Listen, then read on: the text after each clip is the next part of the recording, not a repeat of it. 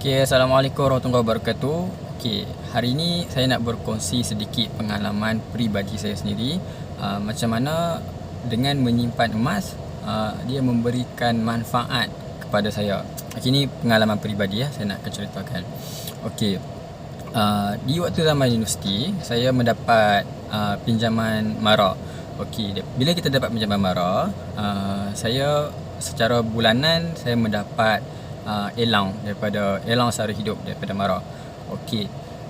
Jadi bila saya dapat allowance, bila mak saya pesan, kawan-kawan saya semua pesan, mereka pesan kepada saya supaya belajar menyimpan ataupun belajar mulakan tabiat simpanan tersebut.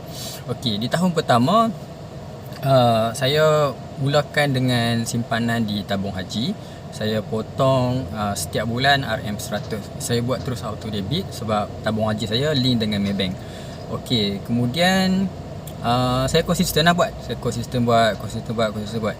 Tapi apa yang saya perasan adalah bila mana tabung haji umumkan dividen, umumkan bonus, ada satu perasaan dalam hati saya bahawa saya macam seronok tengok dalam akaun tabung haji saya tu banyak number.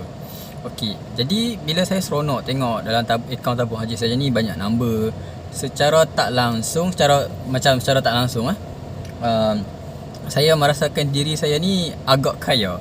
Jadi bila saya merasakan diri saya agak kaya, saya secara tak sengaja saya boros. Boros ni maksudnya macam mana? Okey, masa kita kat universiti, kita ada kawan kita yang beli phone baru ataupun beli laptop baru ataupun beli apa-apa perkara lah yang macam menarik. Okey, waktu masa saya tengah simpanan, saya tengok dalam akaun bank saya macam kurang lagi duit. Jadi saya rasa okey, tak mampu, that's why saya lupakan terus.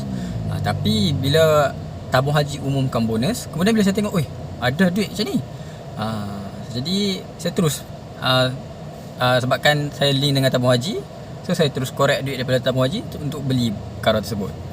Okey, jadi bila saya termenung seseorang, saya tengok cara macam ni tak betul ni, sebab saya plan nak menyimpan dekat tabung haji tu untuk tujuan buat deposit rumah ataupun untuk bayar baki pinjaman mara dan sebagainya. Tapi tahun pertama saya dah gagal. Okey, kemudian bila saya mencari, saya ni suka mengkaji, saya mencari. Lepas tu saya dapat satu informasi bahawa kalau nak elakkan daripada boros, simpanlah emas. Okey, jadi saya mencari lagi, saya jumpalah Public Gold, dan saya ada Public Gold ada satu akaun simpanan emas atau lebih kenal sebagai Gap.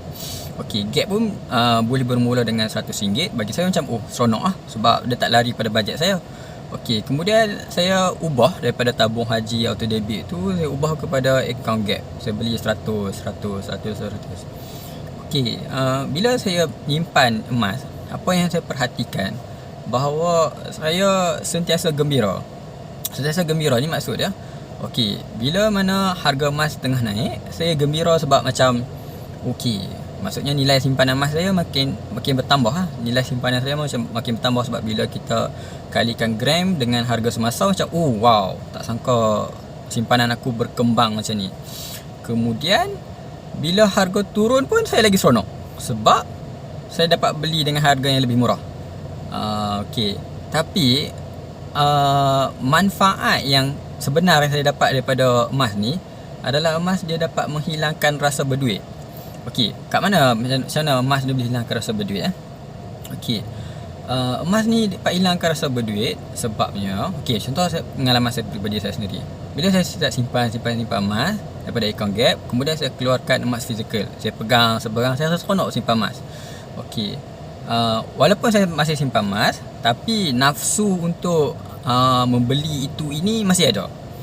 Dan bila saya tengok emas simpanan, nilai simpanan emas saya pun makin bertambah, jadi secara automatik saya rasa wow, aku at least dah macam ada duit lah nak beli.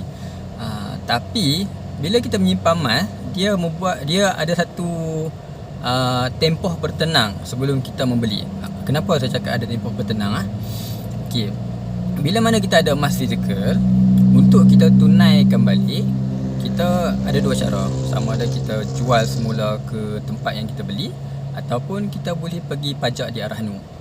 Dua-dua perkara ni dia memerlukan kita bergerak sana sini. Maksudnya masa saya kat universiti tu, maksudnya saya perlu cari masa yang saya kosong untuk saya pergi ke branch Public Gold yang terdekat, ataupun saya perlu pergi ke Arahnu terdekat untuk saya tunaikan wang tersebut.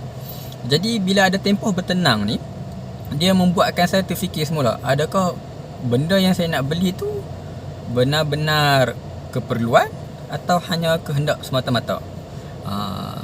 Jadi saya rasa macam seronok sebab bila ada dalam tempoh bertenang macam ni, dia membuatkan saya macam evaluate balik. Macam mungkin benda ni tak perlu, mungkin benda ni nanti-nanti boleh beli. Jadi secara tak langsung saya hilang perasaan boros, hilang rasa nak membeli itu inilah. Kemudian daripada tahun kedua tu saya konsisten, tahun ketiga pun saya konsisten.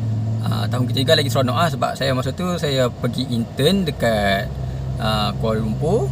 Kemudian dapat lebihan intern pun saya masih beli emas.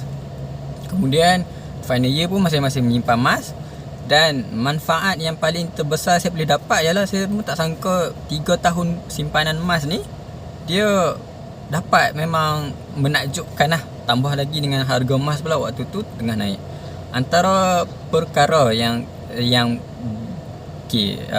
selepas saya habis universiti, perkara pertama yang saya beli ialah saya beli rumah. Saya gunakan duit simpanan emas saya tu. Maksudnya ada beberapa perkara yang perlu kita bayar, lawyer fee, kita perlu macam ada lagi cukai-cukai sekian tu. Saya gunakan duit simpanan emas saya sebab mentor saya ajar kita masa zaman student ni kita simpan aset yang kecil-kecil macam emas sekian.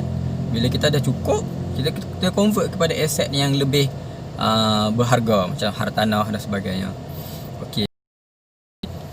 Saya tak sangka dengan simpanan emas saya ni saya dapat selesaikan baki pinjaman saya dengan universiti saya. Dan lagi seronok, dengan duit yang sama saya dapat menggunakan servis kawan saya sebagai fotografer untuk di majlis konvo saya. Dan last kali pun saya dapat belanja family dengan gunakan duit emas dan sebagainya. Jadi kesimpulan yang saya nak cakap kat sini, mungkin ada sesetengah kita ingat macam aku beli emas supaya aku beli harga rendah, jual harga tinggi. Tapi sebenarnya kalau kita lebih konsisten, kita lebih fokus dengan tujuan sebab apa kita nak simpan emas, ianya memberi manfaat yang lebih banyak. Ini salah satu manfaat yang saya dapat lah daripada sini. Setakat itu saja perkongsian saya pada pagi ini. Saya harap anda belajar sesuatu dan nasihat saya kepada penyimpan baru di bawah rangkaian Haikal Hisham, teruskan konsisten dan pada masa yang sama teruskan mencari ilmu-ilmu tentang emas, ilmu-ilmu tentang kewangan. Jangan limitkan bahawa emas adalah yang terbaik. Tidak. Saya tidak mahu anda skopkan bahawa emas adalah yang terbaik. Saya mahu anda explore lagi. Tapi saya yakin orang yang dia dah kenal emas sebagai instrumen pertama dia akan lebih mudah untuk fahami instrumen-instrumen kewangan yang lain. Saya harap perkongsian saya ni dapat memberikan manfaat dan kalau boleh dapat jadikan inspirasi kepada anda semua di sana. Sekian saja. Assalamualaikum warahmatullahi wabarakatuh.